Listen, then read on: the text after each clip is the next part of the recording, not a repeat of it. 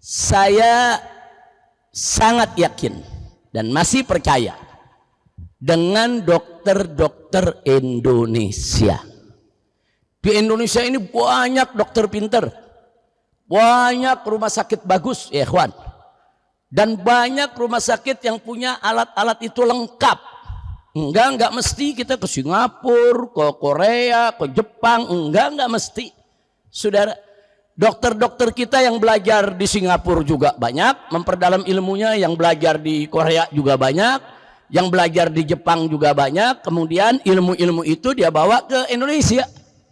Saudara, jadi saya nggak terlalu percaya dengan testimoni itu di medsos kan banyak, ayo kita berobat ke negara sana lebih murah katanya, dan dokternya lebih bagus, hasilnya lebih begini, lebih begitu. Enggak, saya nggak yakin.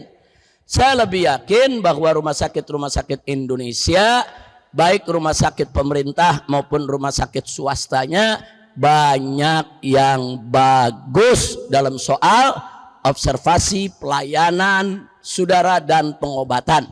Dan dokter-dokter Indonesia ini banyak dokter-dokter ahli, dokter-dokter hebat. Ya, bahkan banyak pakar-pakar Indonesia, dokter-dokter hebat diundang ke Jepang, diundang kemana tempat. Dia mampu mengobati yang di negeri Jepang sendiri belum ketemu. Seperti salah seorang guru besar kita, profesor, saudara, dia ahli mengobati epilepsi. Udah ribuan anak yang kena epilepsi diobati baik, saudara. Yang belakangan dia ada protes kepada Menteri Kesehatan, akhirnya dipecat, diberhentiin. Nah, kan negeri kita begitu, ada yang protes langsung berhentiin. Padahal ini ahli, se-Indonesia nggak ketemu ahli seperti itu ya ikhwan. Nah, akhirnya begitu diberhentikan, dia jadi guru besar di Jepang yang ambil. Nah, jadi sekali lagi rumah sakit kita banyak yang bagus, dokter kita banyak yang bagus, tapi memang aturan-aturan sistem kesehatan di negeri kita masih bermasalah. Nah, bagaimana nggak bermasalah? Menteri Kesehatannya nggak ngerti kedokteran, nggak ngerti medis. Saudara, Menteri Kesehatan yang diangkat seorang bankir, ahli perbankan. Nah, akhirnya mikirnya bagaimana dagang dengan rumah sakit, didagangin rumah sakit. Nah, dagangin obat, dagangin alat, dagangin pelayanan. Nah, dokter-dokter dulu dinilai mereka punya prestasi itu dari segi bagaimana kemampuan mereka di dalam pelayanan masyarakat. Saudara, makin bagus pelayanannya, maka rekod mereka juga semakin baik. Kalau sekarang enggak, dokter itu dinilai bagus, saudara, kalau dia mampu banyak menghasilkan duit buat rumah sakit. Nah, kalau pasiennya banyak, duit banyak yang masuk, itu baru dokter punya nilai. Nah, jadi sekarang serba bisnis di mana-mana ya ikhwan. Nah, ini yang jadi persoalan. Nah, apalagi sekarang lagi ribut, ternyata Menteri Kesehatan gelar insinyurnya konon katanya palsu, lagi dituntut. Nah, jadi bagaimana? Gelar insinyurnya palsu, dia nggak ngerti kedokteran, tapi diangkat jadi Menteri Kesehatan. Amburadul sistem kesehatan di negeri kita. Bukan amburadul dokternya, bukan amburadul rumah sakit, yang enggak, rumah sakit Indonesia hebat-hebat, saudara. Baik yang negeri maupun yang pemerintah. Rumah sakit Indonesia ini hebat-hebat, saudara. Susternya juga luar biasa, dia punya pendidikan. Nah, makanya di rumah sakit kita lihat suster-suster di kita punya negeri itu kalau udah namanya nginfus, suntik, kateter, pasang, jago-jago ya kawan. Kadang-kadang lebih jago daripada dokternya, karena setiap hari dia yang melayani. Dokter-dokter kita hebat-hebat, saudara. Nah, jadi sekali lagi, hanya ini yang jadi persoalan, regulasinya, peraturannya, sistem perumah sakitannya di negeri kita yang tidak baik-baik saja. Nah, sehingga akhirnya ya kita lihat sekarang BPJS amburadul, orang-orang miskin akhirnya mau berobat, saudara, banyak telat, keburu mati, saudara. Banyak rumah sakit akhirnya nggak mampu juga untuk menampung pasien. Nah, ini yang perlu dibenahi. Tapi kalau soal keahlian, dokter kita nggak kalah. Makanya dari awal banyak yang nawari saya, Habib, ayo saya mau bayarin, Habib operasi berobat ke Singapura. Enggak, saya nggak mau. Habib ke Malaysia, itu di Penang ada begini testimnya. Enggak, saya nggak mau. Saya sering pulang pergi ke Malaysia. Enggak, saya nggak mau. Saya di Indonesia kenal dokter-dokter bagus kok. Saya punya kenal dokter jantung yang bagus, dokter ginjal yang bagus, dokter paru yang bagus, dokter onkologi soal kanker juga ada yang bagus, dokter ortopedi, sub tulang belakang yang bagus, dokter saraf, bedah saraf, bagus-bagus kok Indonesia. Enggak, saya enggak mau. Ada yang nawarin, Habib bagaimana kalau ke Jepang, Habib bagaimana kalau Korea, ada yang lagi nawarin ke India, India juga terkenal dengan pengobatannya. Enggak, saya enggak mau, saya mau di Indonesia, saudara.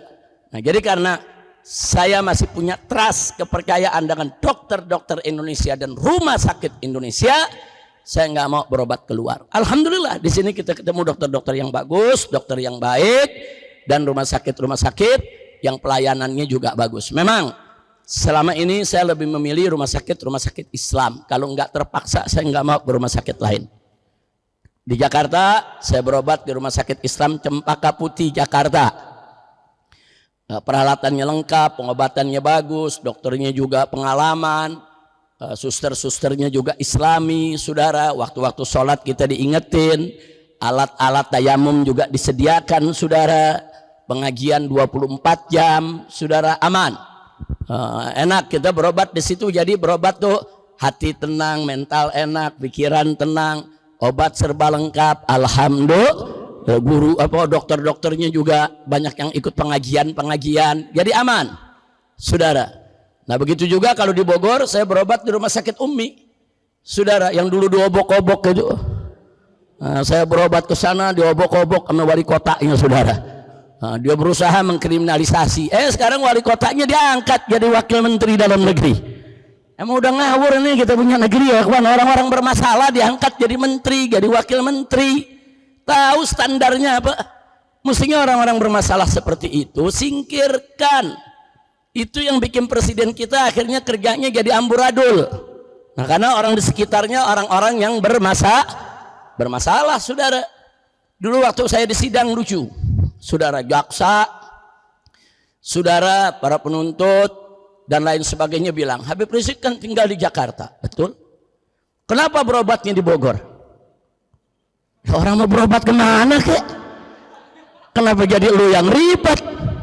Sampai dihitung mejaksa itu dari Petamburan sampai ke rumah sakit Umi itu ada belasan rumah sakit. Dihitung, ada rumah sakit Pelni, ada rumah sakit Budi di sini nih, Bakti Mulia. Dihitung. Kemudian begitu lewat Tebet ada rumah sakit Medistra. Lewat lagi saudara ada rumah sakit PON. Dihitung sama dia, ini kan banyak rumah sakit, sampai sekian belas rumah sakit. Kenapa milihnya rumah sakit Umi? Kita milih rumah sakit Umi disalahin. Apa ini negeri, saudara? Saya mau tanya, kita mau berobat di mana aja boleh gak? Wah, kita bayar. Dan saya berobat bayar nggak pakai BPJS, saya bayar, urusan saya dong. Urusan kita kan. Diprotes sampai jaksa mengatakan, ada apa Habib Rizik berobat ke rumah sakit Umi? Padahal dari rumah Petamburan ke rumah sakit Umi ada sekian rumah sakit, sekian belas dilewati. Wow. Sampai rumah sakit depan rumahnya, maksudnya Pelni, saudara, dilewati juga. Ada apa? Hakim ikut nanya, coba ya terdakwa jawab, kenapa ya? Ini hakimnya, jaksanya, kita pikir pinter pada beler. Innalillahi wa inna ilaihi rajiun. Nah, karena saya nggak mau ribut, sebenarnya kalau kita menjawab ya terserah aneh dong.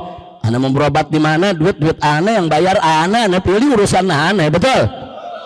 Nah, akhirnya saya jawab, saya sampaikan karena memang selama ini saya sering berobat di rumah sakit Umi, sehingga catatan medis sekian tahun yang saya berobat adanya di rumah sakit Umi. Udah gitu dokter-dokternya sudah lama menangani kita, jadi saya nggak perlu dari nol lagi.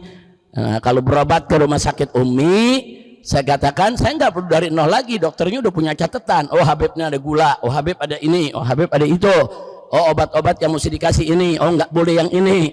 Nah, kalau ke rumah sakit yang baru nanti dari nol lagi. Itu hakim cuma ngangguk-ngangguk, oh begitu. Saudara, kalau di Mabes Polri lain lagi. Saya minta izin, saya sakit, kaki harus dioperasi. Mereka bilang, Habib, tidak diizinkan kecuali di rumah sakit Polri.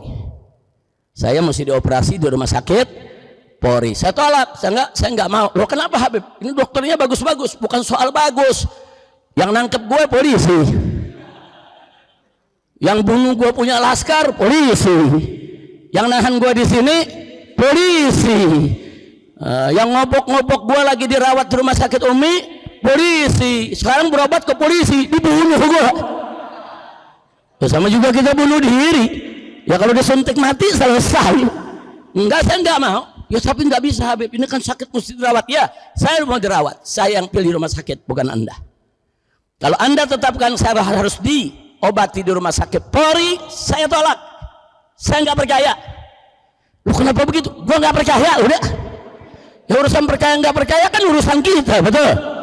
Rumah sakit Islam Cempaka Putih saya percaya. Rumah sakit Umi saya percaya. Yang saya percaya saya datang. Rumah sakit ente gua nggak percaya. Lo kenapa nggak percaya? Nah, kena nangkep gua lo, yang bikin susah gua lo, betul. Yang bunuh 6 laskar lu juga. Nah, saya tolak.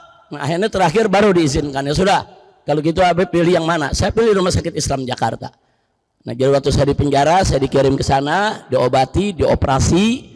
Saudara, setelah selesai operasi seminggu dirawat, saya dibalikin lagi ke rumah sakit, ke Mabes Polri untuk melanjutkan penahanan. Nah, jadi artinya apa saudara? Berobat itu kan tergantung kepercayaan kita.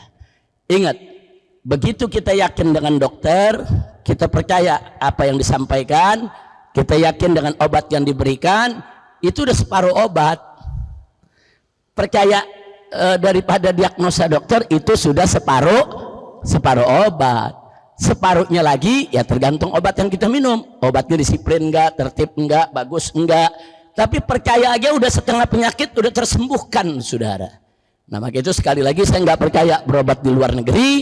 Saya nggak percaya berobat di beberapa rumah sakit yang saya lihat tidak nyaman ya dengan para pejuang Islam, atau bisa berbahaya saudara buat para pejuang Islam. Tentu saya pilih rumah sakit yang saya percaya. Nah kira-kira jelas gak nih?